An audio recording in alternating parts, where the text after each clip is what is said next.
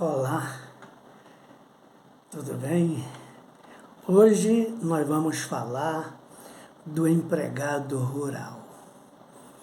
O empregado rural, ele não é seletista. A previsão legal para esse tipo de trabalho está na Lei 5889 de 73 e no Decreto-Lei 73626 de 74. E tem previsão na Constituição também, estabelecendo os mesmos direitos dos trabalhadores urbanos, no caput do artigo 7º da nossa Constituição de 88. Tá bom? Vamos ver o que se pode colocar para você guardar na sua cabeça, na sua cachola e lembrar na hora que a questão vier na prova. O trabalho noturno dos trabalhadores rurais possui horário diferenciado. Vocês lembram que o trabalho noturno urbano ele começa a contar para efeito de horas extras e adicional noturno. Aliás, adicional noturno a partir das 22 horas, encerrando às 6 da manhã. No caso do trabalhador rural, a contagem começa às 21 horas e encerra às 5 da manhã. Vamos ver o que temos mais de especial no trabalho do empregado rural, do trabalhador rural. Em relação aos intervalos intrajornada e interjornada, dispõe o artigo 5º da Lei 5.889/73 que em qualquer trabalho contínuo de duração superior a 6 horas será obrigatório a concessão de um intervalo para repouso e alimentação, observados os usos e costumes da região, não se computando este intervalo na duração do trabalho. Entre duas jornadas de trabalho, haverá um período mínimo de 11 horas consecutivas para o descanso. Esse é o descanso interjornada, traduzindo, entre uma jornada e outra, pelo menos 11 horas de descanso. Agora,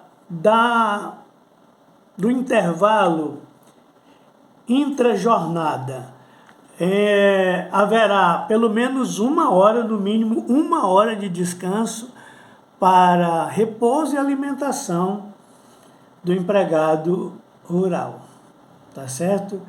Isso está previsto no Decreto 73.626 de 74, em seu artigo 5º, que será obrigatória a concessão desse intervalo de pelo menos 1 hora para repouso e alimentação nas jornadas superiores a 6 horas, observados os usos e costumes do lugar.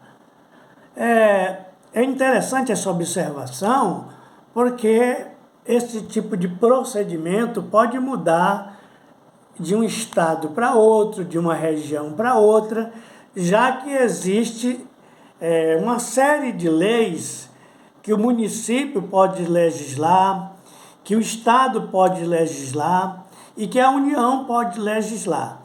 Em existindo uma lei especial produzida pela União, todas as outras leis se submetem à lei especial capitaneada, liderada, conduzida pela União. É a questão do poder hierárquico sobre as instâncias menores. A União sempre vai levar vantagem. O que mais se deve saber para não cair nas cascas de banana? Em relação aos descontos a serem realizados pelo empregador sobre o salário do empregado rural. Meus queridos, eu vou fazer um pause para falar sobre, já que empregado rural é um gênero, e existe a espécie de empregado rural. Existe um empregado rural que vai trabalhar na agricultura, no agronegócio. Isso significa o quê? Trabalhar com lavoura, trabalhar com plantio de soja, de abacate e por aí vai, né? Abacaxi. E aquele trabalhador que vai trabalhar na pecuária. São duas palavrinhas que a gente precisa definir e ter bem clara na cabeça da gente. Agricultura, agro, plantio, lavoura. E pecuária, criação, gado, porcos, ovelha, bode. E tudo que for criação está dentro da pecuária. Agora, a lei, ela cobre as duas espécies, tá bom? Agora veja aqui sobre a questão dos descontos que podem ser feitos pelo empregador. Isso aqui é sério. Em relação aos descontos a serem realizados pelo empregador sobre o salário do empregado, deve ser respeitado o limite de 20% por moradia, é descontado, e 25% para alimentação. Já vimos aí que vai embora 45% do salário. Ele vai ficar com 55% para resolver outras questões. Bem como podem ser descontados adiantamentos em dinheiro, artigo 9º, Lei 5.889 de 73. Tá certo? Se o empregado da agricultura ou da pecuária, que é o empregado rural, pedir adiantamento, esse adiantamento é descontado também e está previsto nesta lei, que ela é específica para o trabalhador rural. Existe uma modalidade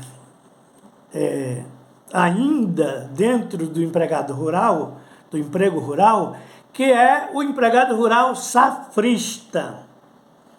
A previsão é do artigo 14A da Lei 5.889 de 73. Tá certo? O que é esse empregado rural safrista? É durante a colheita, para aquele tipo de plantação que tem a colheita, a cana-de-açúcar, o milho, o café, o feijão, a mandioca. Tem o período de fazer a colheita. Então, esse empregado, ele vai ter todos os direitos que o empregador rural tem, mas com um contrato com tempo pré-determinado. Ele sabe que é somente durante o período da colheita daquele tipo de plantio. Tá certo? Então, é um contrato por prazo determinado, no máximo de 2 meses, tá certo?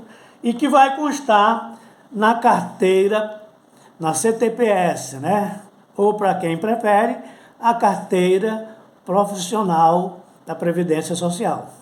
Tá certo? Era isso que eu tinha a respeito do empregado rural, em todas as suas peculiaridades, e espero ter contribuído aí para que você se dê bem na sua prova. Quase não sai.